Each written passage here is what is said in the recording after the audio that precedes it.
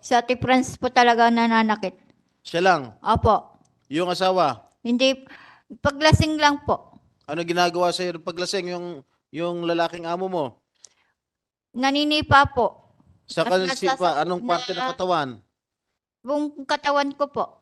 Pati muka. Opo. Pati muka, sinisipa ka. Sinusuntok po.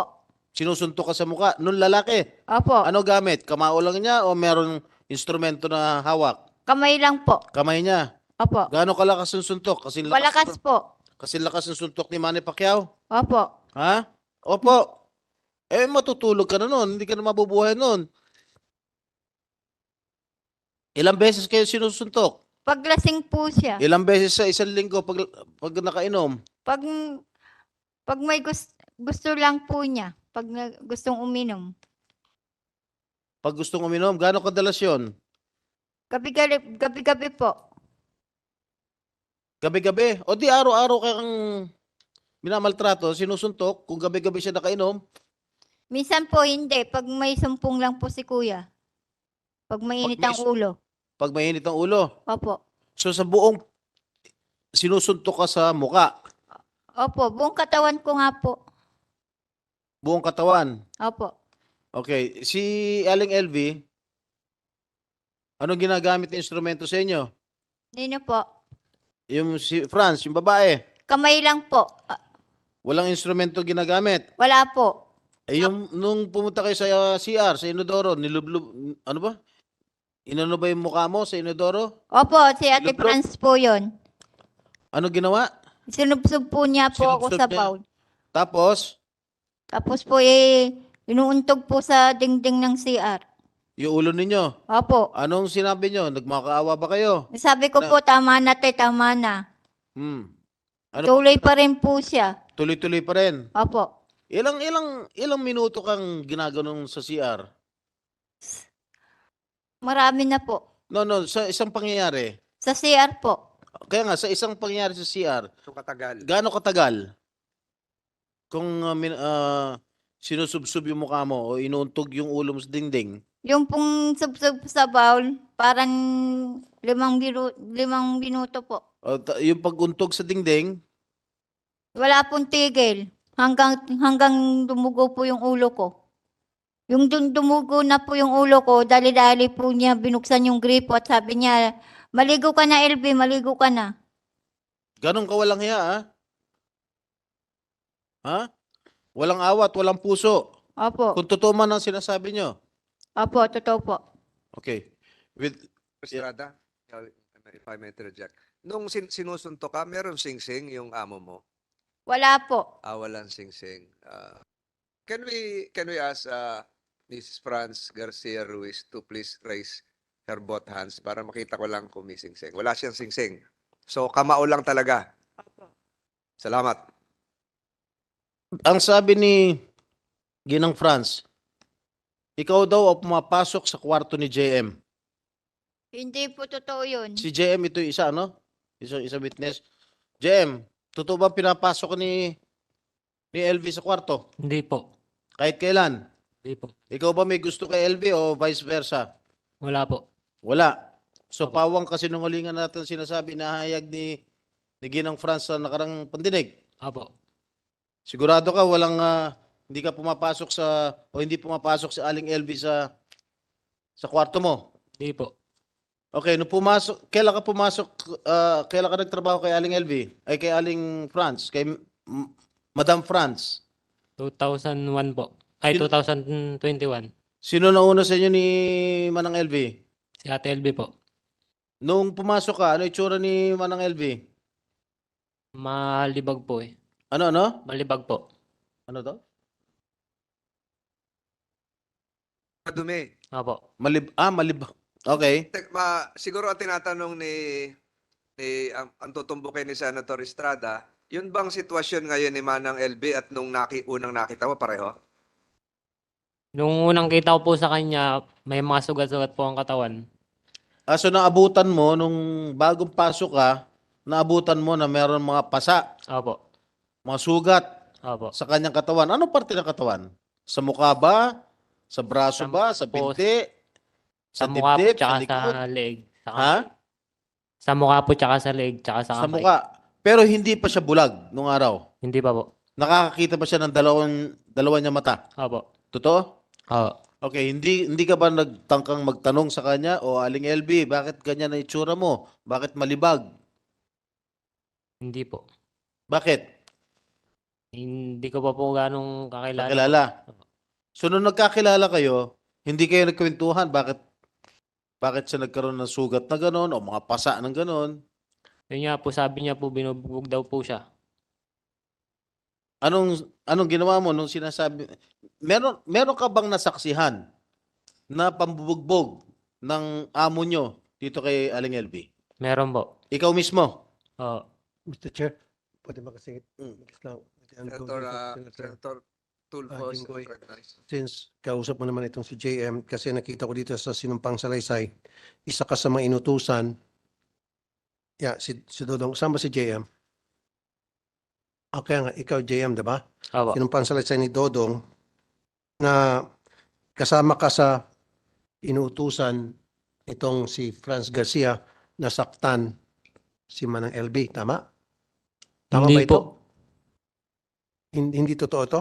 Itong nasa, Hindi. Sino pa Itong sa- salaysay na ito ay salaysay ni Dodong. tama. Dito kasi sa Salaysay ni Dodong, ikaw si Dodong ano? Sinabi mo rito na nakita ko, nasaksiyan ko din po ng dalawang mata ko, inuutusan din po ni Mrs. Ruiz sa pananakit, panggugulpi, paninipa, panununtok kay LV, ang mga kasamahan namin ng mga trabahador na sina Patrick at JM. Ikaw si JM, right? Opo. Tama ba yung sinasabi dito ni Dodong sa kanyang sinumpang salaysay na isa ka sa inuutusan nitong amo na saktan si Manang LV? Inuutosan po ako pero di ko po ginagawa. Sabi niya po na sapukin ko daw po. Sapukin mo. Oo. Hmm. Ano sinabi mo sa amo mo? Sabi ko po ayoko puti. O nung umayaw ka sa utos ng amo mo, ano sinabi ng amo mo? Wala naman po. Siguro, Mr. Chair, tanungin ko lang sana si Dodong kung follow-up lang. Hmm. Dodong, natuloy ba yung pananakit base sa utos ni Mrs. Garcia o hindi? Hindi po. Okay. Thank you. Okay, JM. Yung huling tanong ko sa iyo, Patay ng mikropono ni kailan mo nakitang binugbog si Aling LV ni Madam Franz? Simula po nung pumasok po ako. Gaano kadalas? Minsan po paggabi. Tuwing gabi, Opo. araw, walang nangyayari araw. Paano mo nakikita ng binubugbog ni Madam Franz si Aling LV? Pag ano po, yung sarado na po kami. Sarado ng tindahan. Opo. O, paano mo nakikita? Pumapasok ka ba sa bahay? Pupunta po ako ng kusina pag Oh. matutulog na. O, Kita ko po binubugbog po siya. paano siya binubugbog? Pwede mo bang demonstrate paano niya binubugbog? Kunwari ikaw si Aling Franz, si Madam Franz. Yung sinisipa-sipa po. Hmm. Tapos sinasapok ko yung ulo. Saan niya sinasapok ang ulo? Sa Suntok, Opo. kamao. Walang instrumento, walang ibang instrumento. Wala po. Gaano kadalas? Araw-araw, gabi-gabi? Pag gabi po, pag minsan mainit po ang ulo. Bakit mainit ang ulo niya? Hindi ko po alam eh. Tuwing kailan mainit ang ulo niya? Gabi-gabi? Minsan po, pag ano. So ibig mo sabihin, halos gabi-gabi, sinusuntok niya si Manang LV. Oo. Tama po ba ako? Ha? Opo. Okay. the permission of Senator Estrada. Hindi ka umawat? Hindi po. Hindi mo sinabihan. Tama na, ate. Hindi po. Bakit hindi ka umawat? Takot po. Okay. Natakot ka? Bakit? Baka po madamay po ako. Okay, meron kang unang salaysay. Meron kang unang salaysay sa pulis. Itong salaysay na natanggap ko at binasa ko ay pangalawang salaysay mo na ito. Opo. Yung unang salaysay mo, handwritten, sulat kamay mo. Oo. Tama po ba? Opo. Bakit ka gumawa ng pangalawang salaysay?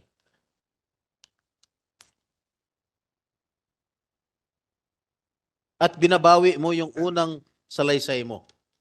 Kaiba, yung unang salaysay mo, kakaiba doon sa pangalawang salaysay mo na iyong pinirmahan sa CIDG, Mindoro Police, noong September 12. So, bakit magkaiba? Nung una, kang tanong ni Senator Estrada, parang pinagtatanggol mo si Mrs. Franz Ruiz. Yung pangalawa, iba na yung sinasabi mo. Yung una bang ginawa mo ay may nagturo sa'yo. Meron po. Sino? Si Ate Franz po. Pirma ka.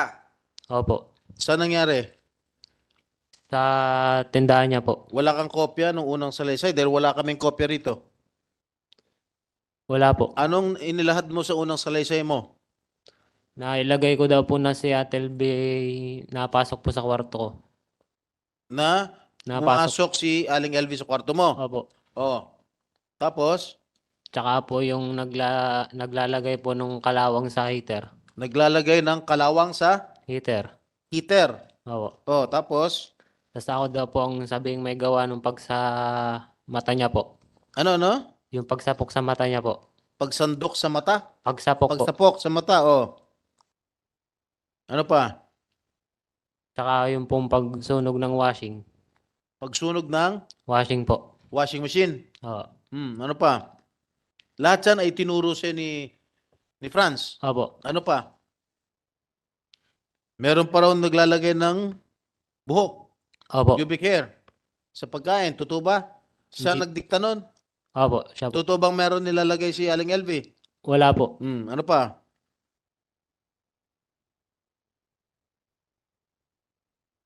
Binayaran ka ba para sabihin yon? Wala po. Walang ano? Wala po. Di ba umalis ka, no? Lumayas ka at pinabalik ka ni Jerry. Opo. Tama po ba? Opo. Tapos naisip mo, kaya ka pinabalik ni Jerry dahil para gumawa ka ng salaysay, yung unang salaysay mo. Opo. Tama po ba? Opo. Sige, tuloy mo. Ano pa ang sinabi ni Franz? Yung yun nga po, paglagay po ng buhok sa mga pagkain.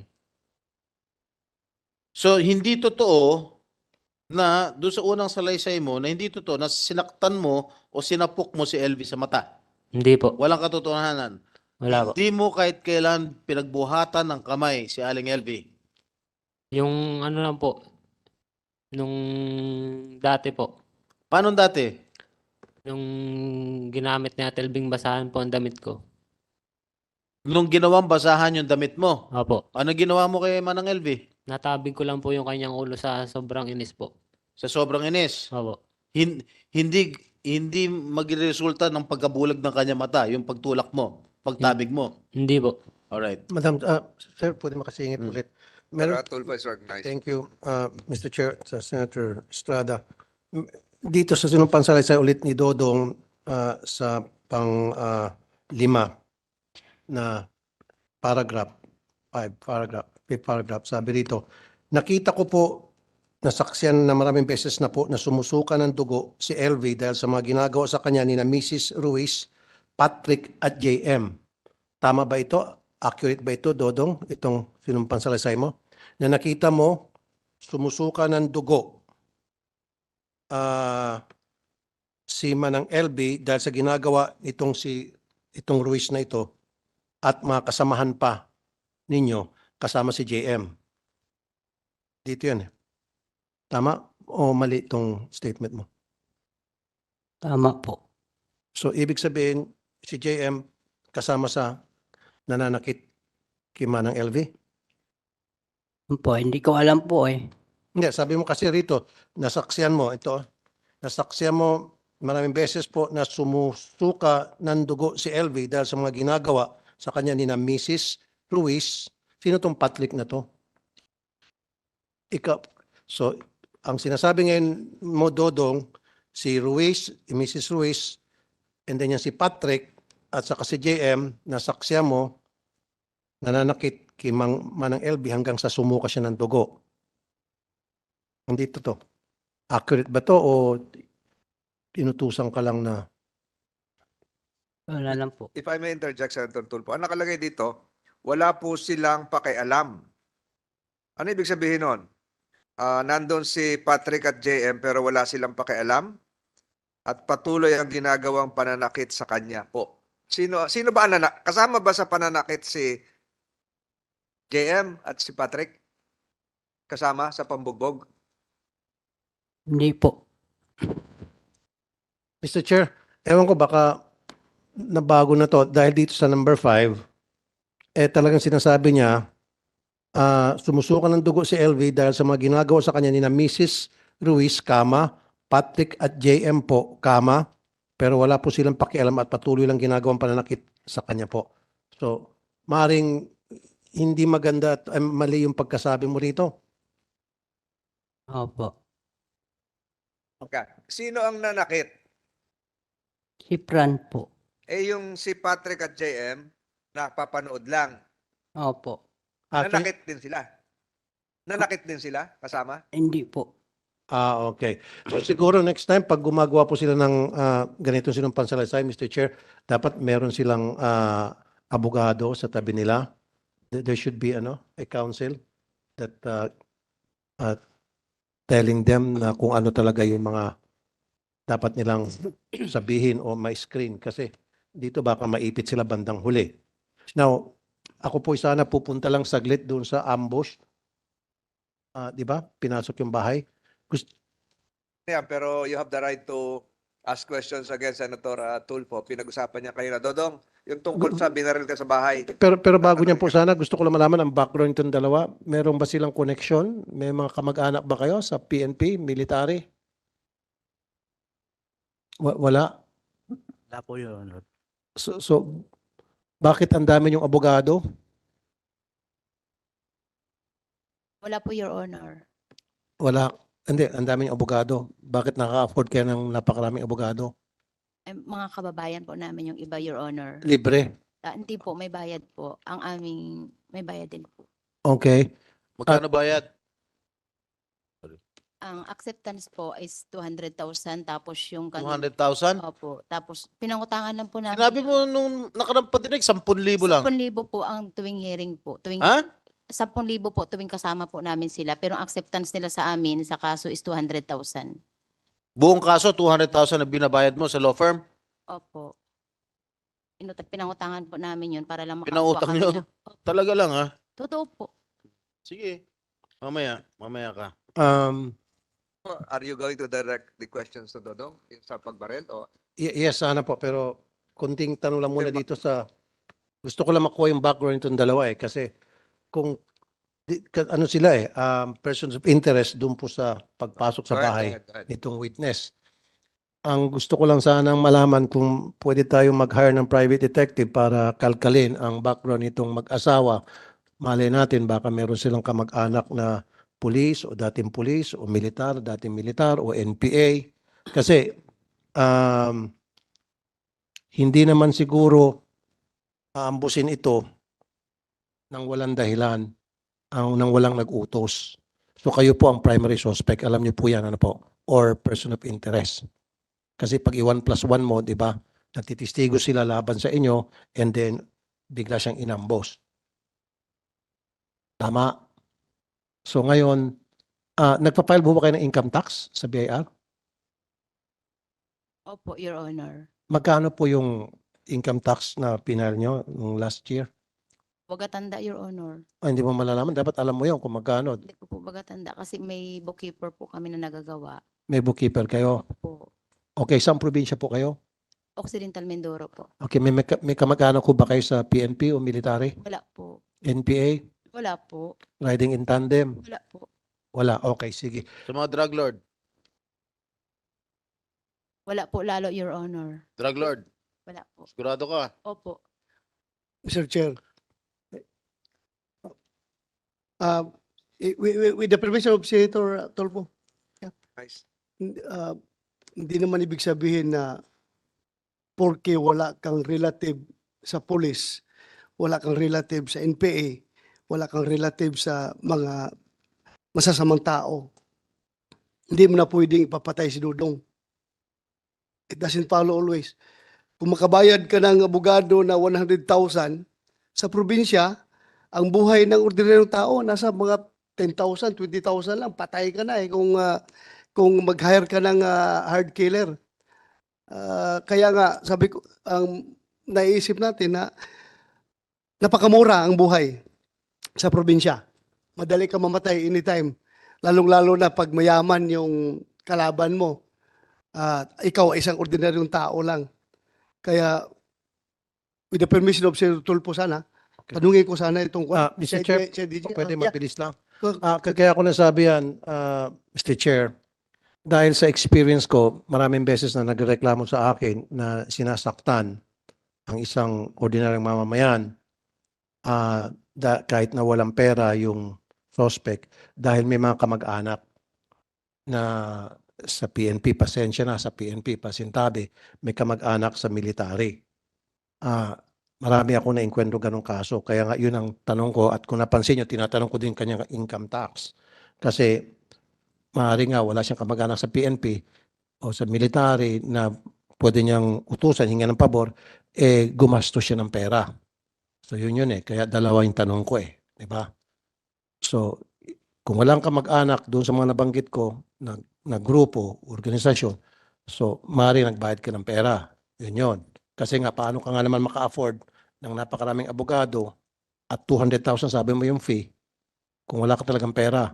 Now ang tanong, yung trabaho niyo po sa hindi ko naman minamaliit, nagtitinda po kayo ng vegetables sa palengke. Tama? Vendor?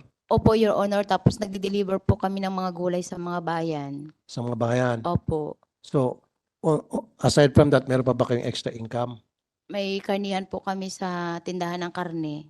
Okay, so meron kayong karnihan, meron kayong gulayan, tapos nagdi-deliver kayo. So, ibig sabihin, kung ganun yung negosyo nyo, talagang may sinabi kayo. Tama lang po, nangungutang pa rin. Hindi pa rin Okay, sapat. no, may sinabi kayo pag ganun. So, doon tumutugma yung sinasabi ni Senator Bato de la Rosa na meron kayong kakayahan magbayad. Yun eh. So, ibabalik ko sana sa PNP. Nung pinuntahan niyo po yung bahay, nung sa ambush, so meron po kayong mga casing na recover? Na ginawa niyo na po ng ballistics? Meron po kayo nakuha mga fingerprints? Sir, nung gabi ng 12, sir, 12, 9 p.m. So, doon po nangyari yung krimen na pamamaril kay Dodong. Opo. So, wala na-process po ng ating forensic team ng Occidental Mindoro, yung area, wala pong nakitang slag na recover po doon. Walang slug? Wala ring cartridge cases, wala po. Walang cartridge? Kasi sabi nagpaputok daw, pataas ba, pababa? According po sa kanyang statement, sir, is pababa yung putok sa kanya. Ilang putok daw po? 2 daw, sir. Dalawa? Saan po tumama raw yung 2 putok? Sabi niya, sir, is pababa. Kaya nga po sa sahig? Sana, sir, kaya lang nung pre-process nga ng ating Kaya nga po sa sahig ba? Dodong, nung nagpaputok, saan ba yung pinaputok sa sahig? Sa dingding? Sahig po. Sahig. Ano yung sahig? Semento, tabla? Simento po, tapos may kwayan Okay. sa baba. Okay, chinek nyo ba yung semento kawayan kung meron tama ng bala? Yes, sir, if I may, nandito po yung team ng forensic group natin na nag-conduct ng crime Okay, scene processing. nasaan? Pwede makausap? Prinosis nyo. Kayo po yung nag-process, ano? Sir, upo kayo, sir. Okay. Gusto ko lang po malaman kasi ilang beses nagpaputok, Sir Dodong? Twice? 2 po. 2, tapos sa pagkakaalam mo, kung kaya mo, 45, 9mm, 22, 38. Sa pagkakaalam mo lang. Nakita lang ko po ang Malaking baril ba yun? Maliit? maliit lang po. Ang putok niya Okay. po, ikot. Revolver. Revolver pag umiikot. So, ibig sabihin pag revolver, it could be 38 or 22. Po, basta... Or pwede rin 357. Opo, siyempre Basta ikot. umiikot, okay. Opo. So, sa semento pinaputok. Okay. Prinosis niyo yung crime scene. Meron ba kayo nakita doon na tama ng bala sa semento? Good morning, Mr. Chair and Your Honor. Pinrasos namin thoroughly yung crime Can you scene. first identify yourself? You are... I'm Nag-oath police. ka naman kanina, no? Nanumpa ka rin? Mr. Chair, hindi pa po. And administer the oath. Comsec, saan na yung Comsec natin? Raise your right hand. Do you swear to tell the truth and nothing but the truth in the Senate investigation? Thank you, sir. Proceed, Senator Tulfo. Thank you, Mr. Chair. So, prinosis niyo yung crime scene. Sabi niya, 2 beses nagpaputok o revolver. So, it could be 38, 22, or 357. So, meron ba kayo nakitang tama ng bala doon sa area, sa semento, na kung saan sinabi ni Sir Dodong nung nagpaputok banda? Your Honor, wala po. Wala. Okay. Wala kayong nakita na kahit na tagos, yung tibag ng semento. Wala po, Your Honor. Okay. At wala bang CCTV doon sa area? Wala po, Your Honor. Is it possible na yung bala hindi tumama sa semento, baka tumama sa isang siwang at lumusot? Wala bang mga siwang doon? May mga siwang, Your Honor. So it's possible na tumama doon sa siwang. Lumusot, Your Honor. Okay. So hindi ba kayo sumuot doon sa ilalim para tingnan yung tingga? Kung yun pa yung sumuot sa siwang? Sumuot, Your Honor. Sumuot? Yes. Okay. Okay. So sumuot sa siwang. So anong kalibre? Wala po kaming nakita. Sabi mo recover. sumuot. Ngayon wala kang nakita. Your Honor, ibig ko po sabihin, kung possible lumusot, wala po kaming nakita na bullet doon sa... So ano yung sinuotan? Paki-describe nga. Your Honor, yung condition po ng wall nun ay palitan po siya na bamboo, then space, then bamboo. Kaya nga. So doon sa may space maaaring tumagos yung tingga. Tama. Yung likod po nun, Your Honor, ay rice field na. Kaya nga, kahit na, hindi, sa ilalim kasi, di ba? Sa hig, sabi mo, semento, bamboo, space, bamboo, semento, space. So, ibig sabihin, hindi nyo ba tinignan dun sa ilalim? The reason why I ask you this, para kung ma-recover nyo yung tingga, pwede nyo pagdating sa forensic na examination, pwede nyo ma-match yun sa mga baril na later on pag na-recover. You follow me? Yes, So, Your ba't Honor. hindi nyo ginawa? Chinek namin, Your Honor. Chinek, wala kayo nakita Wala po, talaga. Your Honor. Totally, thoroughly. Yes, Your Honor. Is that a possibility na sinabi nung victim na pinaputukan siya and then hindi niya nakita yung tingga, hindi niya na-recover? And why is that? Wala. Yung crime scene processing namin, sir, pinrocess namin with effort and thoroughly, wala talaga kami. Ano ba ginagamit nyo na mata lang? Yes, Your Honor. Wala ba kayo yung device na para ma-check o matuntun yung isang tingga? Wala, Your Honor. Yung metal detector ba yun? Wala, Your Honor. Yung metal detector ba nakaka-detect ng tingga? Possible, Your Honor. So, wala kayong ganon? Wala, Your Honor. Well, then, therefore, dapat you start procuring or securing that kind of device para next time, hindi kayo pupunta dito sa amin sa investigation, sabihin nyo, wala kami nakita, palaging wala. Para ang pinapalabas nyo, sinungaling yung victim. Diba? So, it's time for you to secure that. Tama. Now, babalik po ako doon kay Sir Dodong. Dodong, paki-on yung mic. Apo. Pumasok po yung riding, ilang suspect po na nakabonet? Nakabunit po. Ilan sila? Isa lang po na pamasok. Tapos, meron pang nasa labas? Opo, galing sa labas. Sip ang pinto. Okay. Nagulat ako. Mhm. Nagtanong naman siya po, dito ka pala nakatira eh. Mhm. Sabi hindi, tahimik ako. Mhm. Hindi, sabi niya, dito pa lang ka nakatira eh. Kuwan ko, tahimik ko. Iikot ko sa bahay. Sabi niya,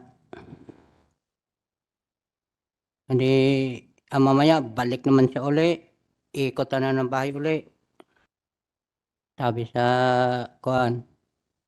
So, ibig sabihin, hindi siya mapakali. Labas, pasok, ikot siya, pasok, ikot. Oh, Bakit ikot. niya ginagawa yun? Naghahanap ba siya ng baka meron kang kasama sa loob ng bahay? O hindi na siya mapakali? Sa tingin mo, bakit? Wala po, ako lang isa sa bahay eh. Okay.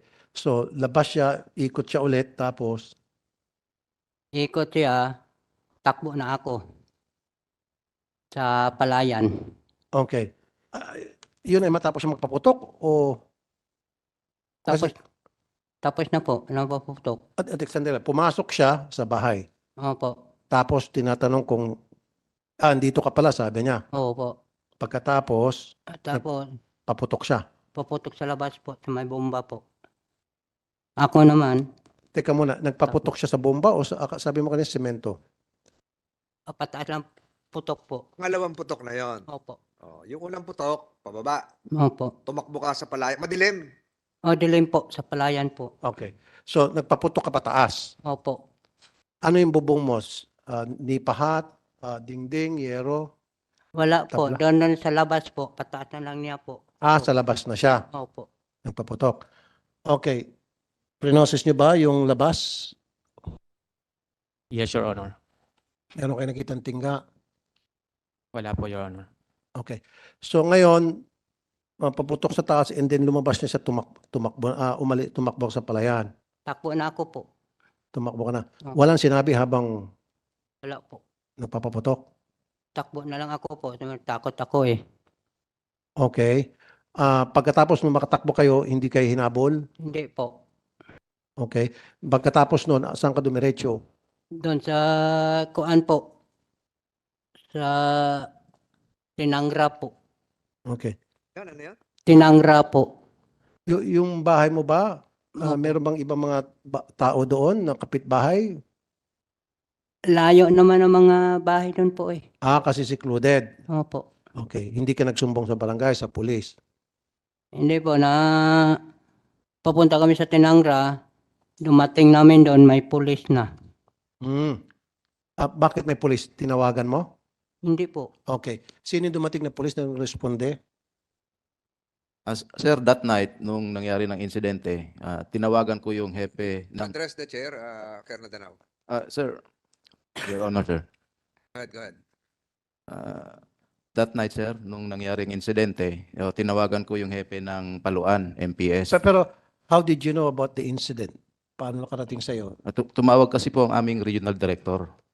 Paano nakarating sa regional director na merong nangyaring putukan? Hindi ko na po For masasagot. the record, Senator Tulfo, it was through the initiative of this representation when it was brought to my attention by certain media personalities that an incident happened concerning Dodong. So, since this is a continuing investigation, your chairman took it upon himself to call Police Brigadier General Joel Doria, and probably General Doria was the one responsible for contacting his junior officers. So siguro nag-instruction sa inyo, Colonel Danao, si General Doria of Mimaropa, Mimaropa RD. So ako po yung tumawag sa Okay. kay General Thank you Doria. po. Thank you, Mr. Chair. So, Colonel Danao, pagdating niyo po doon sa area, ano pong ginawa, ng inyong mga tao, ano pong ginawa nila? Yes, sir. Upon the instruction of our regional director, so I called up the chief of police. Then, rumisponde po sila dun sa barangay Tubili, sir, sa Tinangra. So, sabi ko, i-secure ninyo kasi nga may alleged shooting incident doon. So, pumunta po sila dun, sir, para mag-imbestiga. Okay. Then, doon na po nila nakita si Dodong, sir. Nandun na, sir. Okay. Doon nakita sa doon, tapos nag-uusap sila. Yes, sir. Okay, walang CCTV sa area nila, no? Wala po, I think, sir, walang CCTV. Doon sa crime scene, sir, is walang CCTV. Okay. Di ba yung bahay nyo, Dodong, medyo palayan yon, papunta sa palayan? Ano ba, at that time, Opo. ulang ba yun, maputik? Opo. Okay, hindi nyo man lang tingnan kung may tire trucks papunta doon sa area niya kasi palayan nyo matubig o maputik. Or baka kung kotse ang ginamit. Sa palagay mo, anong ginamit? Sasakyan papunta sa bahay mo? Kotse? Jeep? Wala po. Naglalakad lang? Opo. Naglakad lang yun po. Naglalakad lang. Okay, nagtanong-tanong ho ba kayo sa mga lugar na dadaanan bago makarating sa lugar niya? Kung may mga suspicious character na naglalakad-lakad? Dalawa, tatlong kalalakihan? Yes po, sir. Nandito po yung hepe natin ng Paluan MPS. Sila po yung nag-conduct ng investigation po doon sa area. Okay. And Yeah. wala naman silang napansin, sir, na ibang tao doon sa lugar, sir. Wala silang pansin na ilan. Siguro mahina magtanong yung mga tauhan ninyo. Maybe ask harder. Ano oras ba nangyari yung Dodong approximately? Ano oras siguro? Alas 6, alas 7, alas 8, Alas 9 po. alas 9. Kasi, Mr. Chair, nakakainit ng ulo na hinahandle natin tong kaso, iniimbestigahan natin, and then merong magtatangka, saktan yung ating witness. Napakalakas ng loob, kung sino man yon. And so far, ito po yung persons of interest ng dalawa. So, sino po yung nagtatanong-tanong sa paligid? Sir, Di ba? Mga ano oras po yun ulit, Sir Dodong? Yung nangyaring pamamaril, yung pagpaputok? Hindi lang ko kilala lang po eh. Anong oras? Anong oras? Anong Ang oras? tinatanong sa inyo, anong oras nangyari? Oras nangyari, gabi, araw, nanonood kang TV. Gabi po, alas 9. Alas 9. Okay. So, ang ibig sabihin po, Colonel, kayo po yung Colonel Ermina sa CIDG? Okay.